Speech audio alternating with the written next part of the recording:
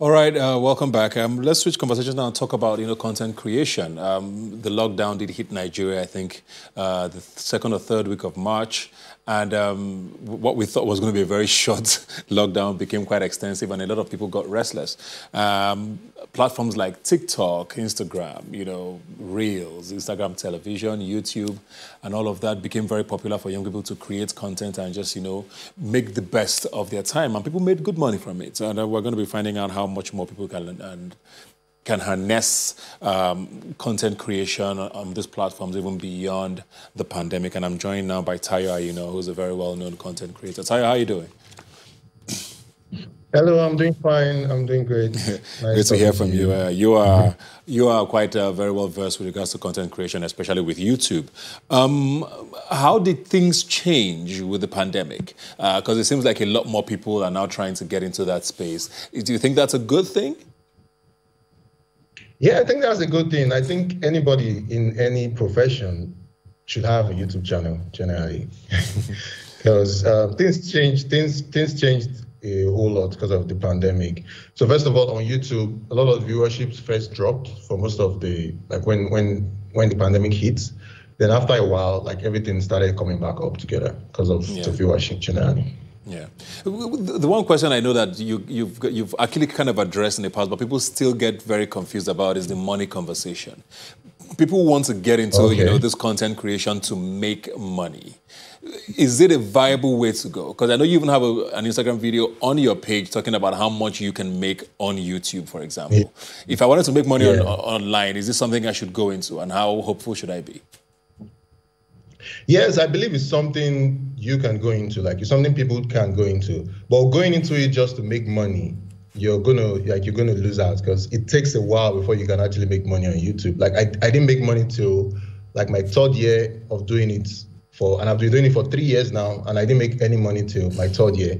And then it's gradually increasing. But it takes a long while. And you can't just go into YouTube just because you want to make money. You should go into YouTube because you're passionate about something, and then you want to create content around that thing. If not, you get tired along the way and you just give up. So what is it that you did that switched it for you? 3 years is a long time. Not everybody has that much patience. But what do I do if I say, okay, I've done this for quite a while. How do I start to turn the curve to, attract the funds? Okay, so the first one is, first of all, value. Whatever you're creating has to be something that is giving people value. Value is the first thing. Just like with every product or service, value is very important. So you need to, first of all, start with the value you want to give people. Do you want to teach people something, or do you want to entertain them? There are two kinds of content on YouTube that are mainly popular, two genres. There's the educational content and there's the entertaining content. So you have to fall into one of those categories if you want to grow. So also, if you want to start YouTube, they shouldn't start with, I see a lot of people starting YouTube and they start with vlogs. Vlogs, nobody really, if you're not known, nobody really cares about your life. So it's better to always start with something where you're giving people value. So either maybe you want to teach somebody something, or you want to entertain them in some kind of way. So those are the ways to actually go about it, because that's when I did that, I noticed a switch in my channel, and I started growing. Okay, so we've talked a lot about YouTube now. There's other platforms, like I said, TikTok, Instagram became very popular as well, especially during the pandemic. Monetizing them is quite different from YouTube, I believe. So if I decide to go down those routes, what should I be looking at? It's still more or less still the same thing. It's still the value part. And also TikTok, why TikTok went viral generally is because it's a new way of consuming content. It's simple to make. Is entertaining, and you can consume a lot of content in a very short period of time. Nowadays, from TikTok, the way people monetize their content is majorly from brand deals for now, because YouTube is currently the only platform that pays the creators money directly. Most other platforms, people monetize them from brand deals like Instagram, TikTok, and I think Twitter. So you can only make money from majorly brand deals through those other platforms, but YouTube is the only one that currently pays. Yeah. I don't know. I hope I answered question. Yeah, of course you did. Let's talk regulation now, because that's come up a lot. Even in the United States, we heard about President Trump trying to clamp down on TikTok and telling them they have to get an American buyer for them to stay there. We've had a conversation loosely in many parts of the African continent where presidents are saying, are trying to regulate online content. How much of that is needed, if at all? And how do we go about that, or at least having that conversation? When it comes to regulation, I think from what I heard, I think the one between the reason for the regulation is because of it's like a political issue between China and USA. But when it comes to Nigeria, I don't feel like it should be generally regulated, because when you're regulating some stuff like this, you're sort of reducing people's voices, and people's voices need to be heard. People need to be able to express themselves the way they feel, as long as you're not harming anybody. People are meant to be able to have a voice.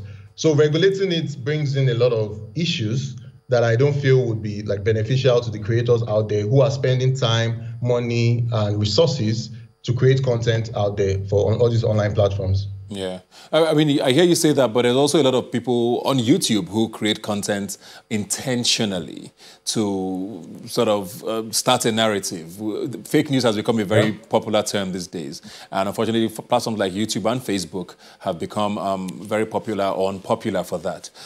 So what responsibility does a content creator now have? Should it be on the content creator or the regulatory body, if one should exist at all? Yeah, so I think it should majorly be the responsibility, first of all, falls with the creator. The creator, just like Google's, I think Google's motto is "Don't be evil." So if you're creating something out there and you're pushing out stuff out there, you should know you should know the kind of stuff you should put out. You shouldn't be putting out fake news and all of that, because that sort of influences a lot of things that happen in each community or in each country, fake news. Yeah. So, but in terms of the regulation part, I feel there should just be some. I don't really want to say maybe some checks to just be sure that whatever news is coming out, especially in the whole the publication parts of online platforms, they should make sure that it's authentic before they push it out there. Generally, so I think it's two ways. It's for both sides. How much do you think COVID-19 and the pandemic and the lockdown has changed the online space, if at all? Yeah, so I think nowadays, first of all, most companies don't have money for marketing. So nowadays, the influencers are the new. I don't like using that word influencers, but if you have an online platform with a lot of following, they usually call you an influencer. So the influencers are the ones they are becoming more will I say more known or more celebrated now, because a lot of companies don't have a lot of money to spend on marketing budget, which is how influencers make money. So I feel more money now is going to more influencers, because they can actually market the product due to their influence, which is cheaper than traditional media. Yeah.